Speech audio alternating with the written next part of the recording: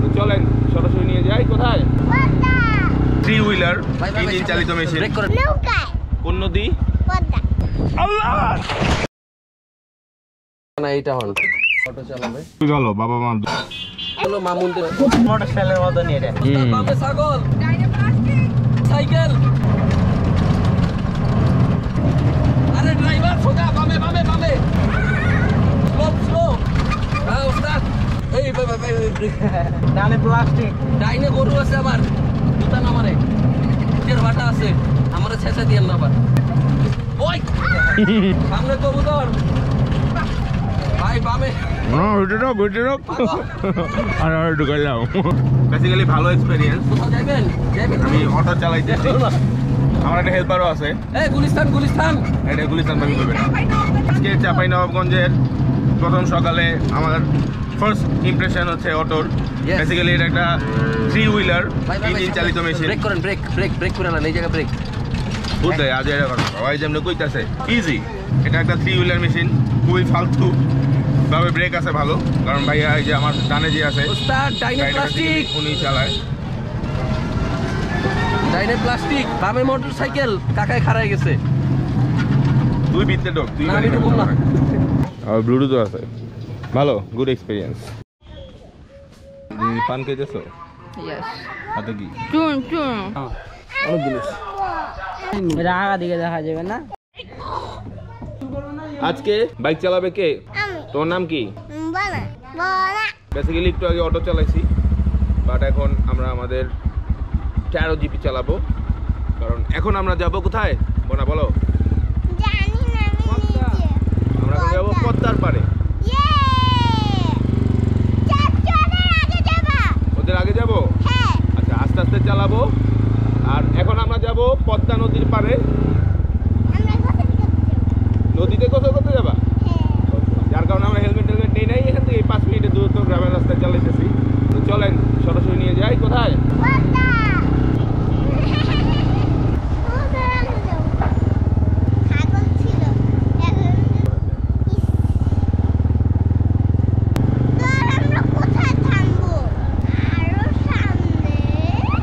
হে বাংলা মানুষজন, কেমন আছেন আপনারা? আমি হাসান সিধু এখন আছি চাঁপাইনবাবগঞ্জের পদ্মার পাড়ে। যাই হোক ফ্যাক্টরি এটা না, ফ্যাক্টরিতে আজকে রাজশাহী নাটক যাওয়ার কথা ছিল, বাট রাজশাহী নাটক যাওয়া হচ্ছে না, কারণ এখানে যাদের বাসায় আসছি তারা অনেক অতিথি পরায়ণ এবং তারা আমাদেরকে যেতে দিচ্ছে না, কারণ ওরা তাদের কথা হচ্ছে একটু না থাকলে একটু ঘোরাঘুরি না করলে। যাই হোক মোট কথা আমরা আজকে এখানে হয়ে গেছি, আগামীকালকে সকালবেলায় চলে যাবো ইনশাআল্লাহ ঢাকার উদ্দেশ্যে। বাট আজকে এখানে চাঁপাইনবাবগঞ্জের আশেপাশে ঘুরবো, দেখবো, এটাই মেন উদ্দেশ্য। পদ্মার একটা স্পেশালিটি আপনারা জানেন কিনা জানি না, প্রচন্ড খরস্রোতা। পৃথিবীর কিন্তু দ্বিতীয় খরস্রোতা নদী পদ্মা। আমাজনের পরে পদ্মায় কিন্তু প্রচুর পরিমাণে খরস্রোতা, যার কারণে কিন্তু আমাদের পদ্মা সেতু করতে অনেক সময় লাগছে। এই সাবধান আজান এটা বসবো কোথায়? আমি সাইডে বসে এখানে সরি থুকটু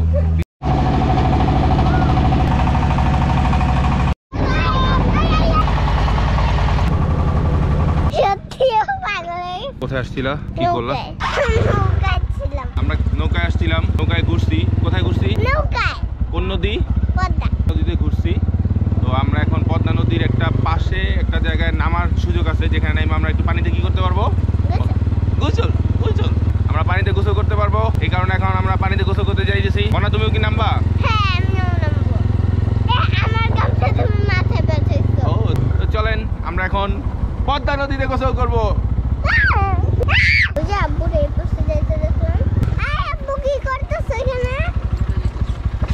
বাড়ির ভিতর দিয়ে যাইতেছি, আবার আমরা পদ্মা নদীতে চলে এসেছি।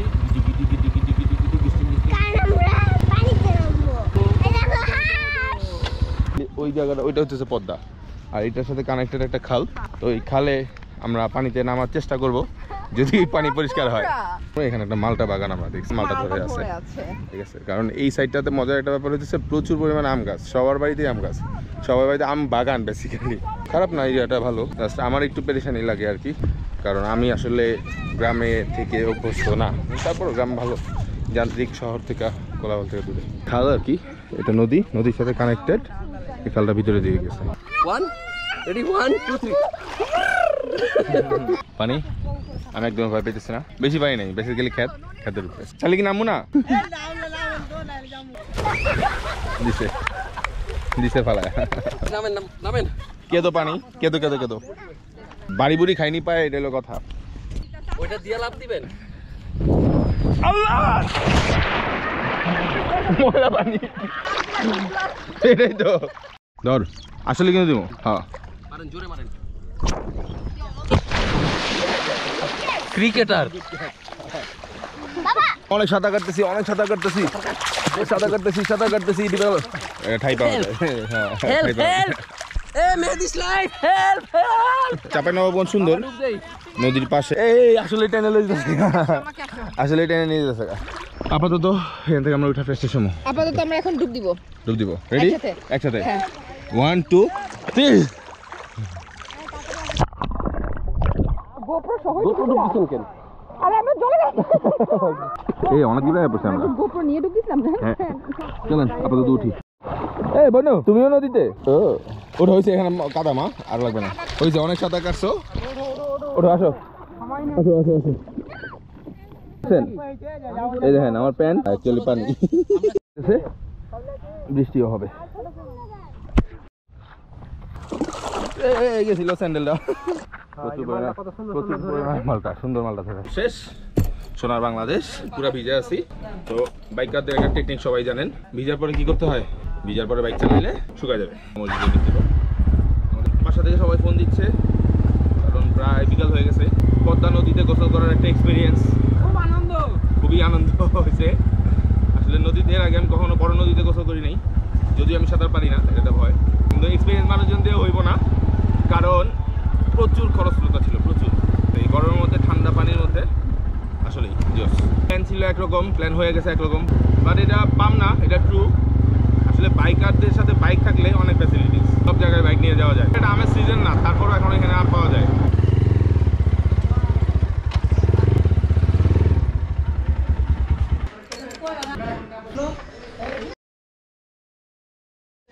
সবাই বলে আর কি চাপাই যাচ্ছি, চাপাই মানে হইতেছে চাঁপাইনবাবগঞ্জের শহরে যাচ্ছে। আঙ্কেল আমাদেরকে নিয়ে যেতেছে মোস্ট প্রবাবলি চাঁপাইনবাবগঞ্জের নিউ মার্কেটে। ওই যে সবাই অটোতে উঠতেছে, এটা গোয়ালঘর। এই বাড়ি দুইটা খুব সুন্দর, বাইরে এত বড় উঠান আসলে ভালো লাগে। সব ব্লগার। চলেন, আমাদের রেখা সবাই চলে গেছে। চলেন রেডি। এই যে আমাদের সুলতান ভাই। সুলতান ভাই, আমরা কই যাইতেছি এখন? চাঁপাইনবাবগঞ্জ যাচ্ছি।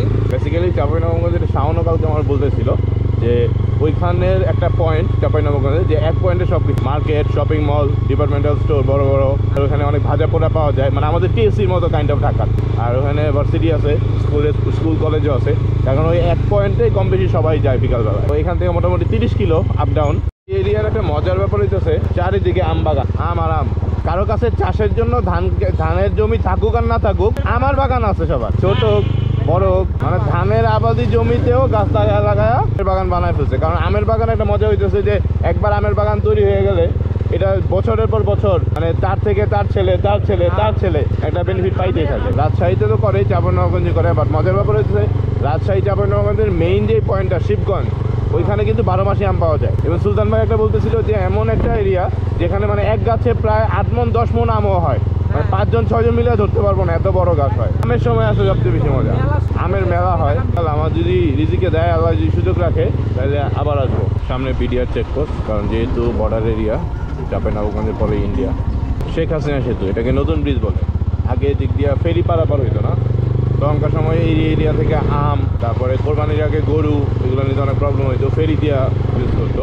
ত্রিমাত্রিক দেশে আমাকে ছাড়া, মানে সেতু ছাড়া কোনো উপায় নাই, সব জায়গায় সেতু আর সেতু। সুবহানাল্লাহ। এদিকটা ফলো, পানিটা দেখেন। এখন আছি কি জানি সুহানন্দা নদীর উপরে, মহানন্দা নদীর উপরে আমরা আছি, যেটার উপরে আছে হইতেছে শেখ হাসিনা সেতু। এই ব্রিজটা বেসিক্যালি নতুন হয়েছে, যার কারণে নতুন ব্রিজ বলে অনেকে, নতুন ব্রিজ বলে। ওই পাশ দিয়ে আর একটা ব্রিজ আছে, আগে ঘুরে যেত ইসলামপুরে, আর এখন ইসলামপুরের জন্য এই নতুন ব্রিজটা সবাই ব্যবহার করে। আসলে কোনো স্পেশাল রিজন না, কিছু না। চাঁপাইনবাবগঞ্জ ঘুরতে আসছিলাম, ছোট্ট একটা ব্রেক হয়ে গেল, তবে একটু রাশ হয়ে গেছে। এবং কালকে ঢাকায় যাওয়ার সময় একটু রাশ হবে, কারণ কালকে ঢাকায় খুব ইমার্জেন্সি একটা কাজ আছে। যে করেই হোক দুপুর 1টা-2টার আগে ঢাকায় বাসায় থাকতে হবে, যাতে ফ্রেশ হয়ে ইভেন্টটা অ্যাটেন্ড করতে পারি। নতুন একটা হেলমেটের ব্র্যান্ড আসতেছে। আচ্ছা ঠিক আছে, সারপ্রাইজ পরে জানাইতেছি। আর আমি আসলে তো একটু চিল করতেছি আর কি। পিস। ওই যে অটো চলে গেছে আমাদের রাইখা, আমরা একটু দাঁড়াইছিলাম, বাট ওদের বৃষ্টিও পড়তেছে। চাঁপাইনবাবগঞ্জের শাওনে ফোন দিছি, আমার কাছে ছোট ভাই। শাওন কই? হ্যাঁ কোথায়? আমি নিউ মার্কেট। আচ্ছা আয়, নিউ মার্কেট আয়। তো বেসিক্যালি শাওন গতকালকে সোনা মসজিদ পর্যন্ত ছিল, এরপরে আমাদেরকে শহরে টুকটাক এদিক ওদিক দেখাইছে। এই হচ্ছে নিউ মার্কেট। ঢাকায় পাওয়া যায় না সবসময়, 5 স্টার সব জায়গায় পাওয়া যায় না। আগে অনেক পাওয়া যেত, ছোটবেলা অনেক খাইতাম। ডুপ্লিকেটটা পাওয়া যাচ্ছে। এটাও মনে হয় ডুপ্লিকেট মোস্ট প্রবাবলি। এটা ক্যাডবেরি দেখা যাইতেছে, এরা হচ্ছে ইম্পোর্টেডটা নিয়ে আসছে। ফেভারিট ছিল, ছোটবেলা অনেক খাইতাম। 12 টাকা দিয়ে পাওয়া যেত একটা। মিমি চকলেট। হ্যাঁ এখন আর আজিজের মিমি চকলেট। তারা শপিং এ ব্যস্ত, আমি চকলেট খাই। এ হচ্ছে চাঁপাইনবাবগঞ্জের স্টেডিয়াম। শাওন আমাদেরকে স্টেডিয়ামে ক্যারাতে প্র্যাকটিস করতেছে, সবাই প্র্যাকটিস করতেছে। ফুল আমার কত ইচ্ছা ছিল ক্যারাটে শেখার, ক্যারাটে শিখতে। এই তুমি এই যে আমাকে পছানোর কাজটা করলা। সানগ্লাস কই পাইলা? বাইক ওলা শাওন চাচ্ছি। ইউ কাম অত অন্ধকার না? বেসিক্যালি প্রচুর পরিমাণে শপিং করা হয়েছে, প্রচুর। সবাই সবাইকে কিনে দিছে। তো আমরা কেনাকাটা শেষ করার পরে আমরা বিদায় নিচ্ছি। চাঁপাইনবাবগঞ্জ থেকে ঢাকা যাওয়ার সময় আরেকটা ব্লগ হবে। কিনিলা নাড়ু, নারকেলের নাড়ু। আমারই পুরো খাইতে হইব, ও গ্যাস হইলে একদিন দুদিন খাওয়ার পরে আর খাইব না। তিনবার কিন্তু মোটরসাইকেলে যাওয়া থাকে। তিলারটা নীল কালারের। তো এখানে চা খাওয়া শেষ, শাওন আমাদের চা খাওয়াইলো। তো বেসিক্যালি আমার ব্লগ ইন্টারেস্টিং হোক বা না হোক, আমার কাছে অনেক বড় একটা ম্যাটার হইতেছে এই মেমোরিজগুলোরে সেভ করে রাখা। তো যার কারণে কিন্তু আমি সবসময় চেষ্টা করি, আমি যেখানে যাই, যেখানেই ব্লগ বানাই না কেন, ওই মেমোরিজগুলো আমার মতো করে সেভ করে রাখতে। তো আসলে ব্লগ করলে ক্যারিয়ার বানানো যায় এই জিনিসটা আমার একটা সময় ছিল না, বা এই জিনিসটা পুরো বাংলাদেশে কেউই জানতো না। কিন্তু তারপরেও এই টোটাল প্র্যাকটিসটাই কিন্তু আমি অলওয়েজ আমার মেমোরিজগুলো আর্কাইভ করার জন্য রাখছি। তো এই মেমোরিজগুলো রাখাটাই আমার কাছে সবচেয়ে বেশি ইম্পর্টেন্ট। আমি চাঁপাইনবাবগঞ্জ থেকে শাওনের কাছ থেকে বিদায় নিচ্ছি। শাওনের কাছে আমাদেরকে চা খাওয়াইলো, চাটা খায়া। ও এটা হচ্ছে শাওনদের গলি, জেলা পরিষদের গলি শাওনদের। তো thank you so much Shaon. আসলে আমি এক্সপেক্ট করি নাই যে ভাইয়া তুই এতটুকু সাপোর্ট দিবি, এতটুকু সময় দিবি। আমি আসলে অনেক অবাক হয়েছি। লাভ ইউ, আসলে মন থেকে লাভ ইউ। ওই যে সামনে শাওন দাঁড়ায় আছে। তো আপাতত আমি শাওনের কাছ থেকে এবং আপনাদের কাছ থেকে বিদায় নিচ্ছি। আল্লাহ হাফিজ।